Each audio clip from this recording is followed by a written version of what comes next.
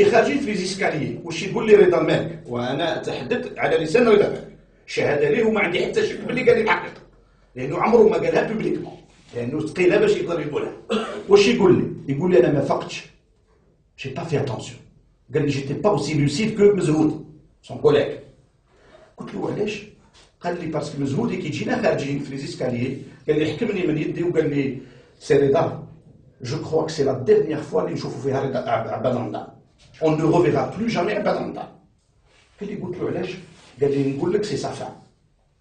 عباد رمضان peu de temps après le scénario vous le connaissez, c'est pas la peine de le répéter ici. Ça veut dire qu'il y a un processus ولو كان نروح لك شويه بعيد كاين واحد الحكايات معقده شويه. Il y a un processus d'encadrement de la révolution algérienne. Il fallait, avec la complicité des Égyptiens et bien sûr le travail français, des services d'enseignement français, avec la complicité des Égyptiens et de beaucoup d'Algériens de l'intérieur, il fallait que la révolution qui s'est déclenchée et qui est devenue une véritable révolution à partir de 1956, avec ses organes, avec ses institutions, et là le congrès de la Somme est extraordinairement important dans l'histoire de la guerre de libération nationale, il fallait ramener soi-disant ce soulèvement, insurrection, violence, guerre de libération. Il fallait les ramener à une révolution, à une guerre de libération, mais sans tête. C'est-à-dire sans encadrement de chef. C'est pour cela que les chefs historiques ont tous été liquidés d'une manière ou d'une autre, par la colonisation ou par les compatriotes. Il faut le dire publiquement, par la colonisation ou par les compatriotes.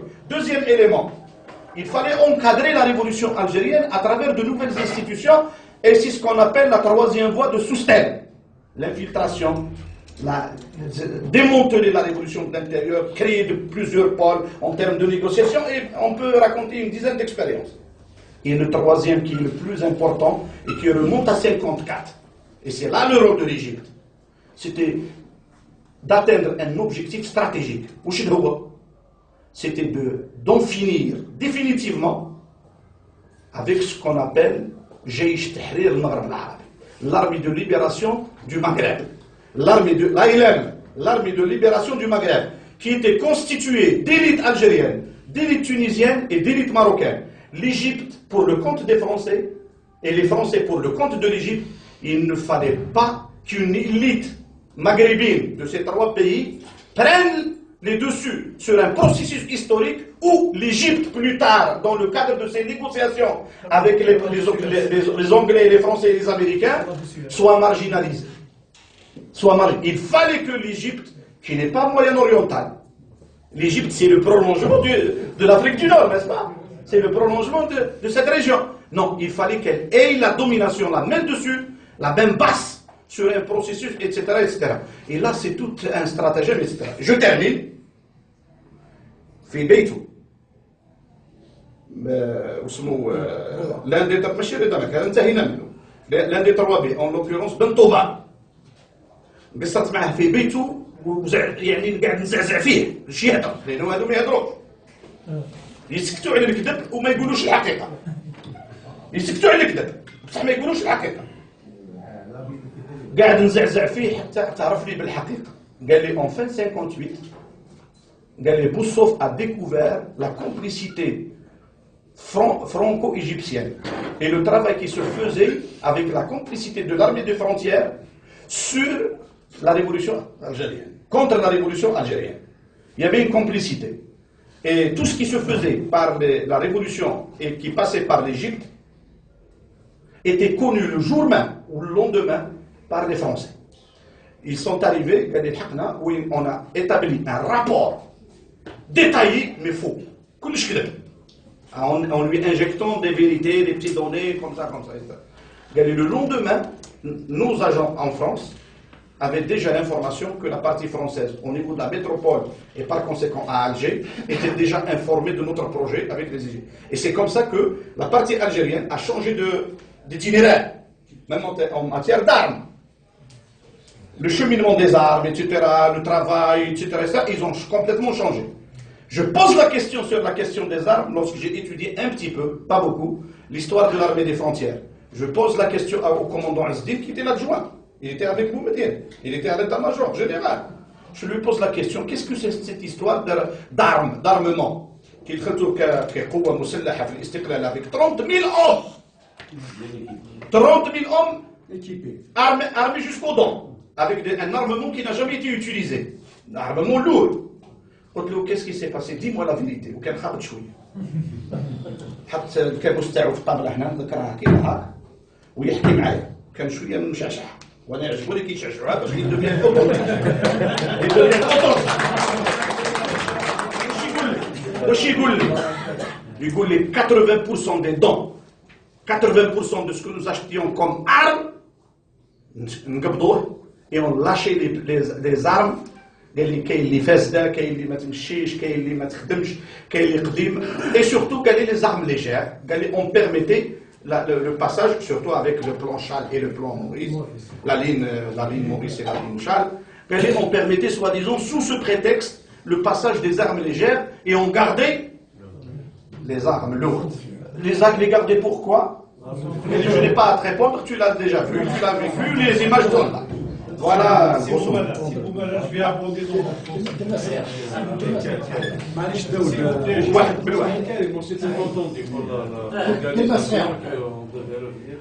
سي دوماج دينا rapidement. عنوان المؤتمر الصومال تاع عبد الناصر فتحي الدين وجماعته ثورتنا لا تقبل الوصاية لا من موسكو ولا من لندن ولا حتى من القاهرة. صحيح. هذا هو عنوان المؤتمر الصومالي. موجود فيه الداخل، c'est un texte écrit. Le texte est écrit, il est là, le contenu. Alors, le congrès. Oui, mon frère. Je vais citer juste Rahmatullah alayhi. qui est un natif de la région de Termizan, que 2 jours de ça. Non, non, نعرفه. أنا ندمت اللي ما سجلت معك. وصاحبي مليح الله يرحمه. Pour abonder dans votre sens. Mohamed El Yazid, à l'indépendance d'Algérie, avait parlé de la rencontre entre De Gaulle et Jabal Abdel Nasser, où il s'était mis d'accord, chacun pour ses propres raisons, il s'était mis d'accord pour l'arabisation de l'Algérie. C'est possible, c'est très possible, je le crois. S'il l'a dit, c'est que c'est vrai. Alors, congrès de la Soumam, vous avez abordé également un point très important, c'est cette histoire de dynastie vers l'État, etc. C'est une question de... Dynastie, on a eu une chance de 3 000 ans de sous-développement et on n'a même pas une chance d'une heure de temps.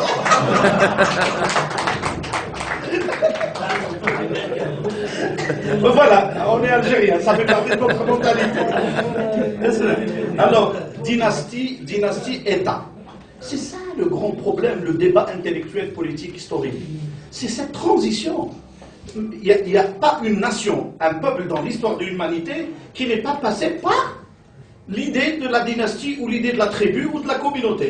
Les Chinois sont passés par des royaumes, sont passés par des tribus. Les Anglais, les Allemands, les Américains, c'est une somme incommensurable de quoi? De peuples, de nations, de cultures, d'ethnies, etc., etc. Donc c'est cette transition qui est nécessaire pour le débat. Comment transiter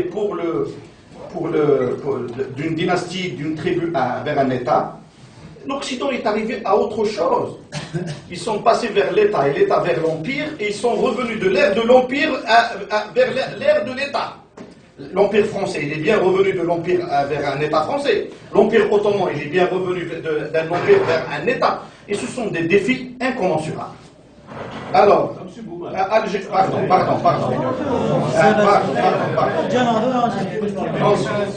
Alors, Algérien est un grand sujet.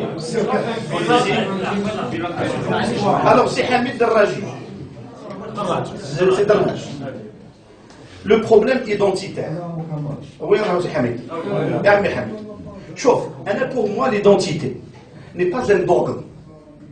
Comme l'a dit tout à l'heure Hamo, c'est pas, il y a des idées fixes mais qui ne sont pas fixes en fait. C'est pas statique, c'est-à-dire c'est pas éternel. Alors pour moi l'identité c'est pas un phénomène dogmatique, c'est-à-dire figé. Même l'identité évolue dans l'histoire. Même l'identité, elle évolue dans l'histoire. Et si on la voit comme dogme, ça veut dire qu'on va la condamner dans un espace, dans une mentalité fermée, qui par conséquent va conduire à des chauvinismes et de la violence. L'identité c'est une dynamique. La culture est une dynamique. La langue est une dynamique. La religion est une dynamique. Si on ramène toutes ces dynamiques à des dogmes, cela veut dire qu'on va les tuer. Et par conséquent, on va les utiliser comme des moyens pour tuer. On peut tuer pour une ethnie, on peut tuer pour une langue, on peut tuer pour une religion, on peut tuer pour n'importe quel chauvinisme. Et là, on va débattre rapidement de cette histoire de constante nationale. Quelle est la constante nationale? Amazérité, arabité, islamité. Bon, si tu y aideras. Concrètement, c'est quoi? La véritable constante nationale, c'est la décadence et le sous-développement. Et la correction. La décadence qui rentre le coup. Et pour moi, en tant qu'Algérien, de la nouvelle génération post-indépendance, en fin de compte, ma lutte de tous les jours, c'est pour mon identité de demain, qui m'est inconnue. C'est un véritable défi. Par contre, mon identité à moi, en tant qu'Algérien, elle est tranchée. Dans ma tête, elle est tranchée. Je suis un berbère, je suis un amazir, point. Un berbère, un amazir décadent. Un musulman décadent, point. Mon véritable défi, c'est l'avenir. Donc, mon identité sérieuse, elle s'inscrit dans l'avenir. Et pourquoi l'avenir? Pourquoi l'avenir? C'est parce que c'est là-bas que je dois vivre. Par contre, le débat sur l'identité en Algérie, il a pris une tournure au-delà du populisme, au-delà de la démagogie, au-delà de la politisation dans un sens ou dans un autre. Le mot, par exemple, amazérité, il est né dans les années 80, comme concept politique. Ça n'est pas un truc renvoyé à une identité dans le sens historique du terme. L'histoire d'être musulman en Algérie, quand est-ce qu'elle a été évoquée? Un débat national, parce qu'on a peur pour notre islam, parce que nous sommes musulmans. Pas du tout. Mais la politisation, l'idéologisation à-dessous, plus le chauvinisme, plus les calculs de politicards, les petits calculs de rien du tout, etc., nous ramènent à des situations dangereuses, à des situations, et on oublie l'avenir. نعطيك مثال. في الجزائر لما يتطرح الموضوع حول الهوية تبدا الصراعات الفكرية الهشة هذه تافهة ولكن الصراعات حول الماضي. Et là on confond histoire et passé. Et dans le passé, le pouvoir nous a enlisés dans des passéismes. Le musulman, il veut reproduire un schéma, le schéma de Médine. Il veut le reproduire au XXIe siècle. Celui, le chauviniste, le chauviniste, etc., dans son imaginaire, il veut reproduire un schéma d'il y a combien de siècles. L'arabe dit arabe, alors qu'il n'en est rien d'arabe dans sa vie, ni dans son histoire, ni dans sa culture, ni rien du tout. En termes géographiques, en termes ethniques, parce que ce n'est pas le terme qu'il faut utiliser, j'aime pas les ethnies. Le concept ethnique, c'est un concept qui me dérange un petit peu. C'est un concept qui renvoie à une philosophie coloniale dangereuse. Ou on analyse les choses telles qu'elles sont. Donc, moi, ma grande angoisse, c'est comment construire une Algérie pour demain. Et là, je vous rejoins lorsque vous avancez le problème de l'algérianité. L'algérianité, pour moi, n'est pas une définition passéiste, c'est une définition qui devrait s'inscrire dans une vision futuriste.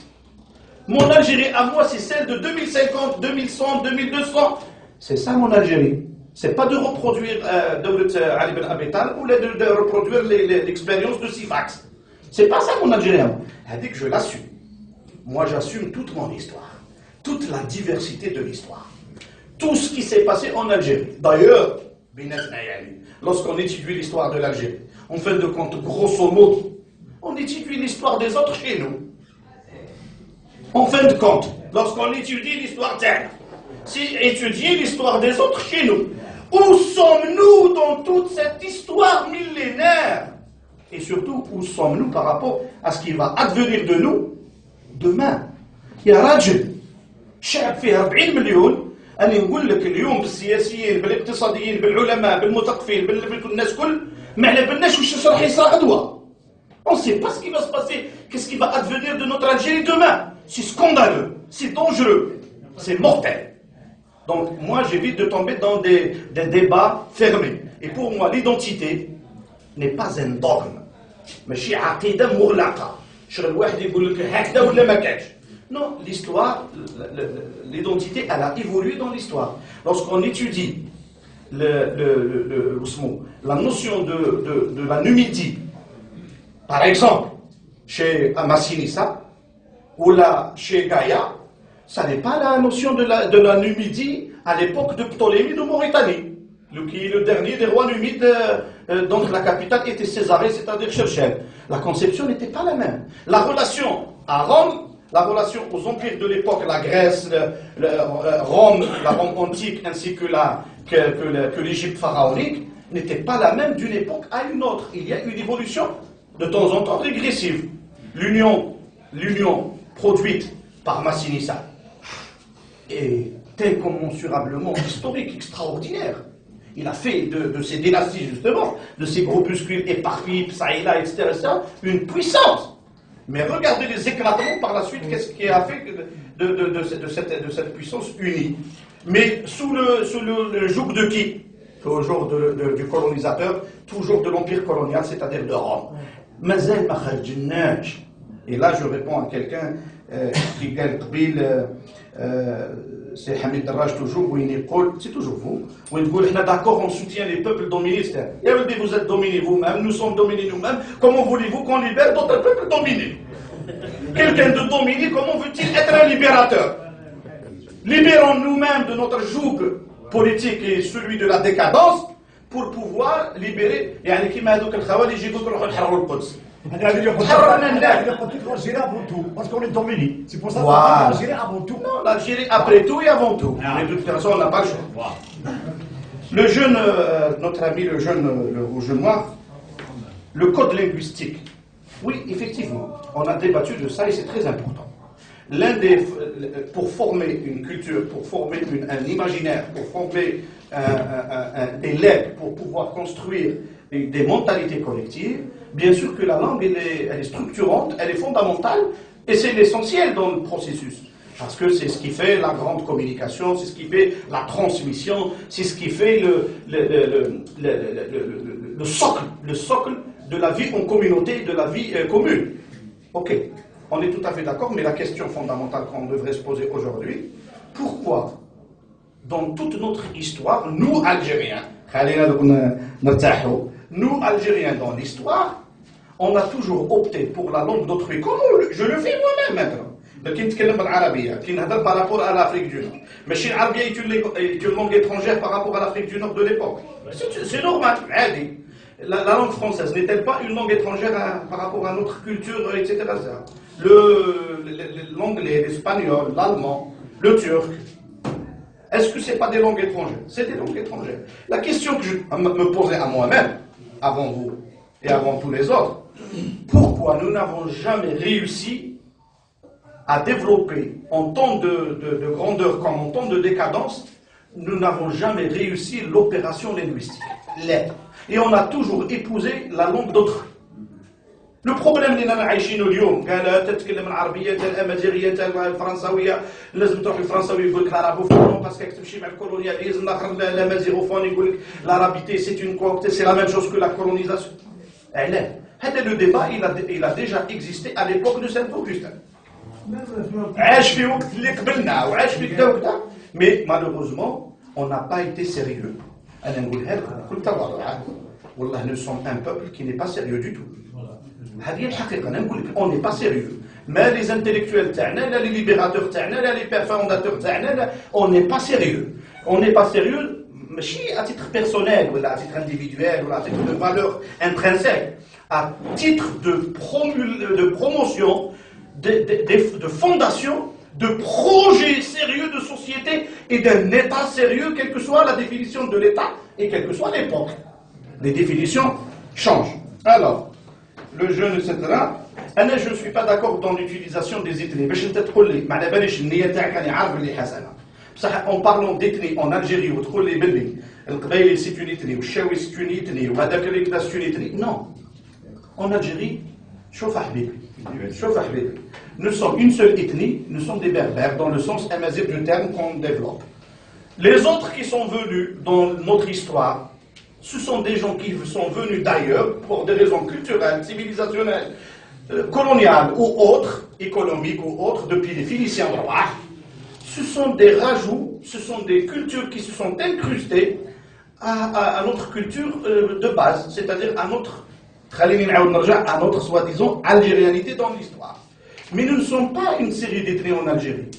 Et lorsqu'on dit ethnie, par exemple, lorsqu'on parle de la majorité, on cite Tizi Ouzou, exemple. On dit que Tizi Ouzou, etc.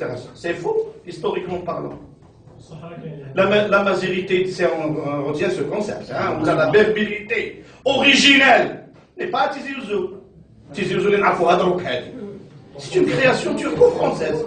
Il faut revenir à notre ami Cheikh Mohamed Farj, l'un des brillants historiens de Tizi Ouzou. Il est mort à l'âge de 94 ans à Tizi Ouzou. Malheureusement, il a écrit un livre extraordinaire.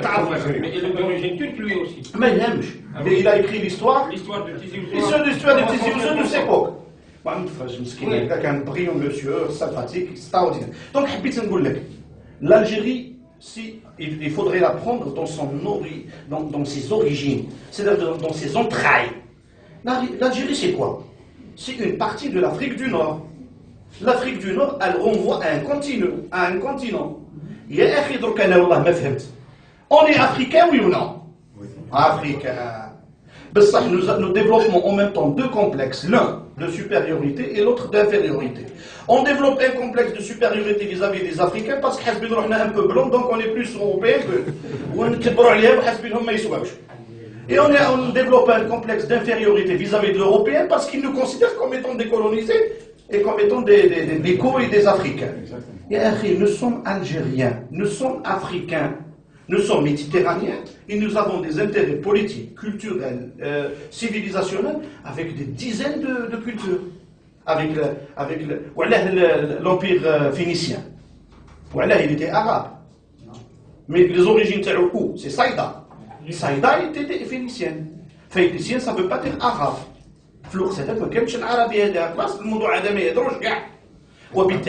Assumons-nous dans notre origine telle que nous sommes et assumons toutes les cultures qui nous ont parlé, la diversité qui est chez nous, ou bien la diversité pour laquelle nous travaillons. C'est-à-dire, on va apprendre qu'est-ce qui nous ramène, quelle est notre relation avec la Chine. C'est une grande culture, la Chine, une grande civilisation. Mais le lien que nous avons avec la Chine est un lien de quoi? Commercial, économique. Les Arabes de la péninsule arabique ne sont-ils pas asiatiques? Ils sont asiatiques. Qu'est-ce qu'ils ont appris de la Chine? Rien. Alors que les Arabes étaient en Chine avant même l'arrivée de l'islam. On le sait maintenant, l'histoire le dit. Donc, essayons d'être souples pour pouvoir nous diriger vers l'avenir et éviter ce qui pourrait nous conduire vers des guerres civiles. On a suffisamment donc, problème d'algérité, c'est des massacres d'autres. Alors, ethnie, là, تعدد القوميات, c'est là. Bon, qu'est-ce que vous voulez تعدد القوميات? Supposons que nous sommes les États-Unis. Mais où les États-Unis d'Amérique, c'est le produit de l'ensemble des ethnies du monde.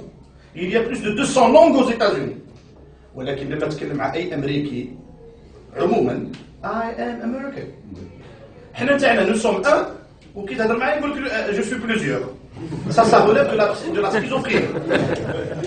Nous sommes un ويعني ما عندي حتى مشكل انا مع حتى واحد. بصح كي تهضر معاه تلقاه بلوزيور.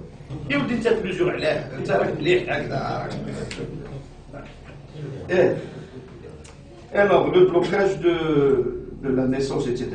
C'est ce que je viens de dire. C'est Khoyama. Peuple et éducation. La notion de peuple, on l'a évoqué tout à l'heure, on l'a bien expliqué. Maintenant, éducation, il n'y aura pas de changement. Bon, si je dois être... Si je dois être réaliste comme vous, je vous dis que c'est vrai ce que vous dites. Mais sinon, je vais vous conforter dans votre conviction sans la partage. نريحك في la conviction تاعك نريحك بصح sans la partage معليش il n'y a pas mieux, n'est-ce pas? Je vous conforte dans votre conviction mais sans partager votre conviction. Jean Rostand mais وتخلص على هذه تعجبك انت هذه راك انت بيسيميست تعجبك قال لك je suis très optimiste quant à l'avenir du pessimisme.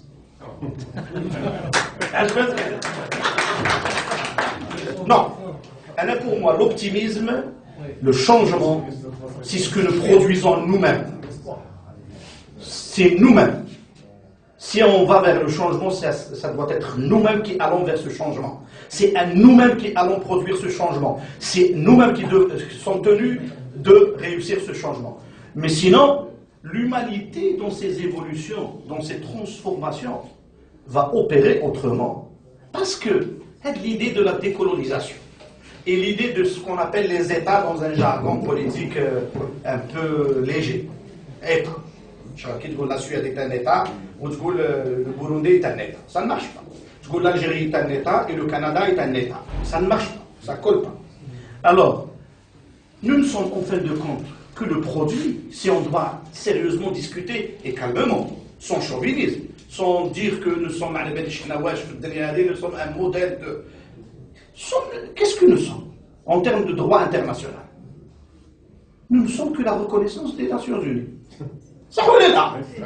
Demain matin, il n'y a plus de reconnaissance. Qu'un territoire, on va le reconnaître. Et l'humanité tout entière va reconnaître une partie de toi. Comme on l'a fait pour l'Irak, comme on l'a fait pour le Soudan, comme on le fait pour d'autres pays du monde, la Yougoslavie, l'Algérie. Et le monde avant 1945, il était autrement. C'est vrai ou pas? Il y avait un nombre d'empires qui dominaient un grand nombre de ce qui va devenir plus tard des États. Vrai ou faux?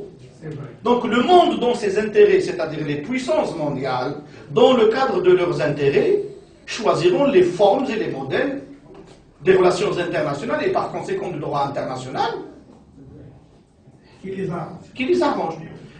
Nous avons un territoire de 2 millions de kilomètres carrés. Nous avons des richesses extraordinaires. L'Afrique à elle seule détient 80% de la biodiversité du monde. 80% de la biodiversité du monde. Vous pensez que l'humanité, parmi les puissances, les empires, etc., vous pouvez qu'à un moment ou à un autre, ils vont dire que, comme ça appartient à l'Afrique, il y a un globe terrestre, et le globe terrestre doit être exploité. Prenez par exemple les énergies renouvelables, le soleil. En Algérie, sur le triangle que vous connaissez, c'est-à-dire qui va de Ain Salah Adra à Tamras, c'est le triangle en termes de production d'énergie solaire le plus pur du globe terrestre. يعني غدوه حنايا زوج قطوطه يدوروا واحد اسمه سعداني واحد اسمه بوحجه واحد اسمه بوتفليقه قاعدين يتمسخروا في بلاد يتراونوا بها تراونوا بلاد وتخلي سي كروند ريشيس وتجي تمسخر بيا انت وتقول لي بلي ان بوبل دوما ما يجيش يقول qu'est-ce que vous êtes en train de faire avec ce pays alors que le Japon vit sur une archipel sur des petites îles complètement كيلو تراب au Japon شغل لقيت كيلو ذهب وانت قاعد تلعب ان تيريتوار فيه 2 مليون كيلومتر كاري وتقول لي انا ما قادرش même pas تحمي الحدود نتاعك. Vous ne pouvez même pas garantir la sécurité de vos frontières. Nous avons 6511 km de frontières. Comment vous allez les sécuriser? Si vous n'êtes pas puissant, si vous n'êtes pas fort, si vous n'êtes pas légitime, si vous n'avez pas derrière vous tout un peuple. تمسخر انت جاي تمسخر تلعب تقصر حسب روحك. Un État, c'est une notion supérieure, c'est une vision, c'est tragique, c'est un sentiment de dépassement, c'est une valeur. C'est pas une plaisanterie. Il y a quelques gamins قاعدين يدوروا في واحد القهوه وقالوا روح نديروا دوله. دير تا دوله انت. دير تا دوله انت. قادر باش دير تا دوله. Un peuple et par conséquent un pouvoir malheureusement qui a dominé ce peuple, qui n'a ni accumulé ni de richesse. L'histoire de l'humanité c'est quoi? Qui sera l'histoire des nations, des puissances, des États, des empires, des civilisations. En 2 mots, c'est quoi en fait? C'est 2 types d'accumulation. Une accumulation de richesse, par l'intelligence, le produit, etc., l'effort, etc., la découverte, l'innovation, et j'en passe. Et une accumulation de la connaissance. Ni accumulation de la connaissance, ni accumulation de la richesse, ni on veut de la science, ni on veut des expériences des nations, et on veut construire un État. Avec quoi vous allez construire un État? Parce que nous avons des gens en tenue de la police ou de la gendarmerie ou de l'armée, une armée en tenue, c'est ça l'État. Parce que nous avons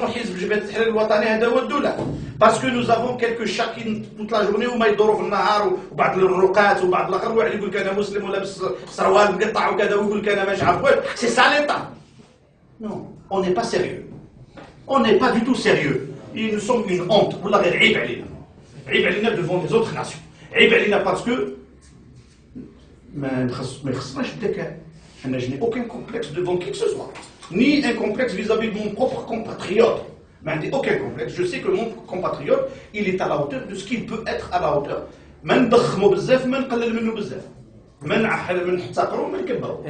Il est lui-même, il est tout ce qu'il est. Et je sais que tout ce que nous avons comme capacité, compétence, richesse, c'est pas cette Algérie qu'on voit et on ne mérite pas cette situation que nous vivons. C'est pas possible. C'est pas possible. Je dois dire que les États-Unis d'Amérique, ils vont s'installer au Sahara occidental, où ils vont dire une base militaire là-bas, et on règle ce problème. Qu'est-ce que nous allons dire? Le Maroc va dire quelque chose. L'Algérie va dire quelque chose. La Tunisie va dire. On n'est pas sérieux, même les choses les plus basiques. Et on n'est pas sérieux dans nos affaires, dans nos débats, etc. Un peuple qui ne communique pas. ما يهدرش مع بعضها مقاطع بعضها هكذا ولو كان يشوف لا بوليس يشوفوا deux bonhommes يقصروا في الطريق يقول il est strictement interdit à ce que deux hommes se réunissent sans autorisation. فرحات عباس الله يرحمه ويوسع عليه en 1947-48 lors des élections. Il était à Fedjemzala, je termine, il était à Fedjemzala pour donner une conférence sous la colonisation, un meeting populaire, sous la colonisation. Il a été interdit. L'autorisation. C'est exactement comme aujourd'hui. C'est l'autorisation. أنا باش نهضر مع الجزائريين وما يهضروا معايا لازم لي autorisation du nouveau colon. C'est-à-dire de la SAS. C'est l'équivalent de la SAS. C'est quoi ça? راح يدير le meeting أنا شفته. راح يدير le meeting il a été interdit c'est la colonisation قالوا تجيب autorisation localement ما عطاوهالوش قالوا تروح تقسم قسمتينا في الجزائر dans la ولايه المينا لا ديستونس في الوقت هذاك كبيره راحوا ما عطاوها ابخي 5 heures ما عطاوهالوش كيس كيف فرحات سي كنت راح نقولها ولا ما يعطيوكش لوتوريزاسيون اللي جاي ندير لا كونفيرونس ونحضر معكم ونروحوا لجبانه كاع نروحوا للمقبره ونديروا الكونفيرونس فرحات عباسي هز الشعب مع عمي علي هذا عرفته انا الشوفير تاعو في الوقت هذاك سطيفي الله يرحمه عرفته في سطيفي يعني هزوا قالوا تبعني كان واحد البتيه هكذاك تلقى فو هكذا نو فو هكذا قالوا هزوا وحده منهم وتبعني بتيه هكذا تبعني الشعب يتبع فيه ما بالهمش واش كاين هذا تبعوا راح دخل المقبره حط هذاك البتيه هذيك وطلع فوقها كوم بوديوم ويخطب دار الميتينغ تاعو il a commencé son meeting par la phrase suivante interdit par les vivants je prends les morts à témoin je prends les shuhada à témoin nous prenons les shuhada à témoin ils ne leur pardonneront jamais ce qu'ils sont ماشي شي يديروا فيا انا